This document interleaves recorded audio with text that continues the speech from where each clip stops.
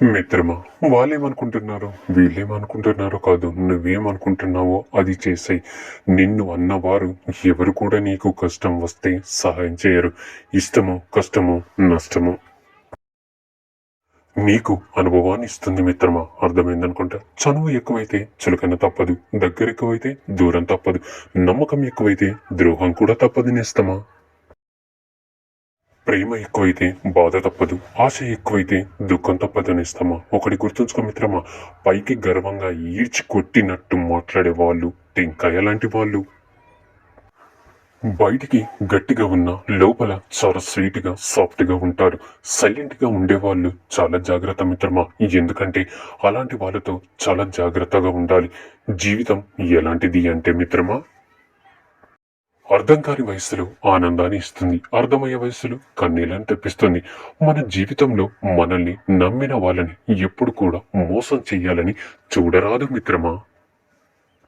ఎందుకంటే నమ్మకం ప్రాణం లాంటిది, ఒక్కసారి పోతే మళ్ళీ తిరిగి రాదు. ఒకరిని బాధ పెట్టి మన ఆనందం పడడం కాదు జీవితం అంటే.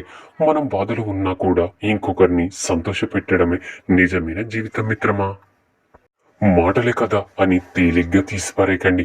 ఎందుకంటే మాటలే మనుషుల మధ్య ఉన్న దూరాన్ని దగ్గర చేయగలవు, అదే దగ్గరని దూరం చేయగలవు. మాటలే మనుషుల జీవితంలో అమృతాన్ని నింపగలవు, విషాన్ని చిమ్మగలవు. అందుకే మాట చాలా జాగ్రత్త మిత్రమా. జీవితం గమ్యం, స్వప్నం, కష్టం, శ్రమ, గెలుపు, ఓటమి అన్నీ మనమే. పడితే లేవాల్సింది మనమే, బాధ గాయాన్ని దిగమింగాల్సింది మనమే, ధైర్యం చెప్పుకోవాల్సింది మనమే. ఇతరులు కేవలం చోద్యం చూస్తారు అంతే మిత్రమా. వీలుంటే ఎగతాళి చేస్తారు, కాబట్టి ఎవరిని పట్టించుకోవద్దు. అన్ని గమనిస్తూ ముందుకు సాగిపోవాలి నేస్తమా. చచ్చాక శవంగా మారే శరీరం, ఎవరికి కనబడని ఆత్మ, మట్టిలో కలిసే మాంసం ముద్ద, కాయంలో ప్రాణం పోయాక ఒక్క క్షణం కూడా ఇంట్లో ఉంచుకొని బంధాలు. దీనికోసమైనా ఈ అబద్ధాలు, మోసాలు. నీతి నియమాలు వదిలేయడం, పగలు, ప్రతీకారాలు, సాటివారిని మానసికంగా హింసించి పైశాచిక ఆనందాన్ని పొందడం ఇదేనా మిత్రమా? ఇదేనా నీతి సమాజం?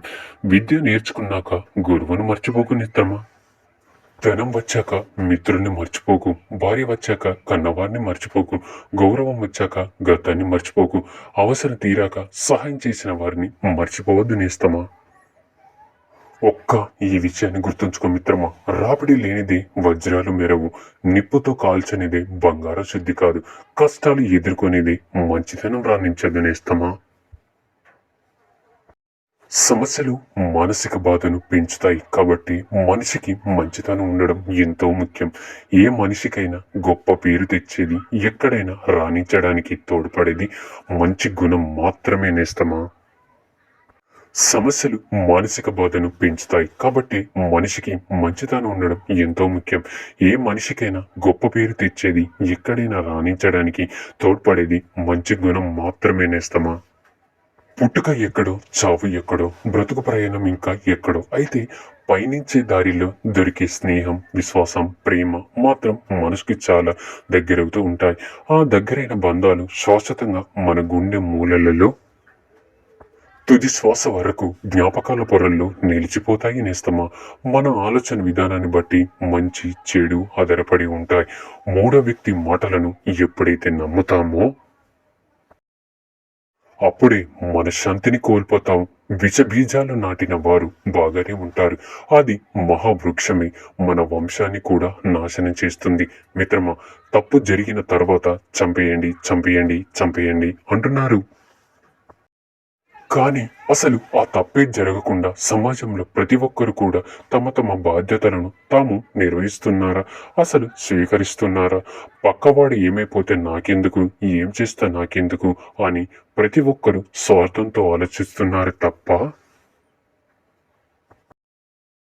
రేపు నీ వద్దకు వచ్చినప్పుడు కూడా నీకు చెయ్యి అందించడానికి ఎవరు వస్తారు?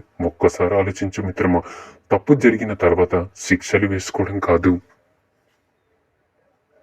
అసలు ఆ తప్పే జరగకుండా చూసుకునేంత మార్పు ఎందుకు తేలేకపోతున్నాం? ప్రతి ఒక్కరూ మంచి మార్గాన్ని, కలిసికట్టుగా సానుకూల ప్రభావాన్ని ప్రతి ఒక్కరి మనస్సులో పిల్లలపై, విద్యార్థులపై తల్లిదండ్రులు, గురువులు, సమాజంలో బాధ్యత గల ప్రతి పౌరుడు చూసుకున్నప్పుడు ఎందుకు తప్పు జరుగుతుంది? ఒక్కసారి ఆలోచించు మిత్రమా. నీ జీవితం గురించి లెక్క చేయకుండా నీ హృదయాన్ని, నీ ప్రేమని ఎదుటివారికి చూపిస్తే నాతో ఏదో అవసరం ఉంది కావచ్చు అని అనుకుని సమాజంలో బ్రతుకుతున్నాం నేస్తమా. అటువంటి వారిని నీ ప్రేమ మోసపూరితంగా అనిపిస్తుంది. నీ ప్రాణం లెక్క చేయని నీ ప్రేమ విలువ వారికి తెలియదు మిత్రమా. అటువంటి వారికి విలువ ఇచ్చి మాట్లాడి మీ విలువైన, నీ స్వచ్ఛమైన ప్రేమను, సమయాన్ని వృధా చేసుకోవద్దు. అర్థమైందనుకుంటా. మనిషి వ్యక్తిత్వం, ప్రవర్తన గమనించి ప్రేమించు. కలిసి బ్రతకలేకపోయినా అది మది గదిలో ఒక మధురమైన జ్ఞాపకంగా మిగులుతుంది. చివరి శ్వాస వరకు మోహపు మాటలు విని ప్రేమలో పడకునేస్తామా. అది పడక వరకు చేరిన పక్కలో బల్లమై గుచ్చుకుంటుంది.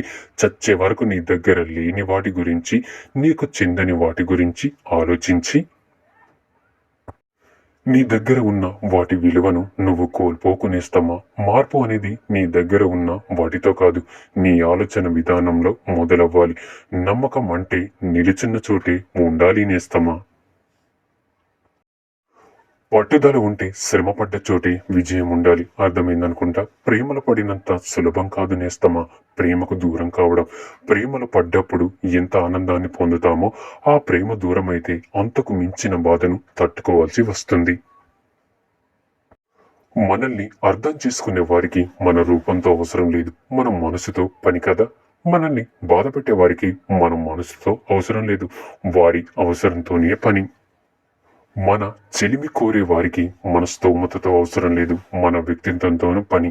మనని దూరం పెట్టే వారికి మన ఫీలింగ్స్తో అవసరం లేదు, వారి స్వార్థంతోనే పని నేస్తమా. గుడికి వెళ్ళి 10 రూపాయలు వేస్తే పూజారి నిన్ను భక్తుల్లా చూస్తాడు, నిజమే.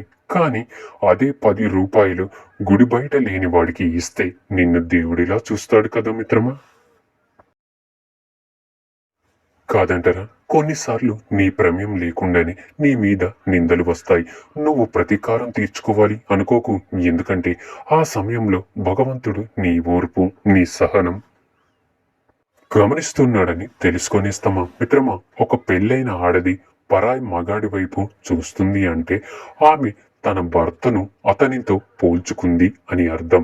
అంటే ఆమె తన భర్త కన్నా ఆ మగాడిపై ఎక్కువగా ఇష్టం చూపిస్తున్నాని అర్థం నేస్తమా.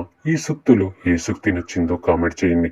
ఈ వీడియో కనుక నచ్చినట్లయితే లైక్ చేసి మరిన్ని వీడియోస్ కోసం మన ఛానల్ని సబ్స్క్రైబ్ చేసుకుని ధన్యవాదములు.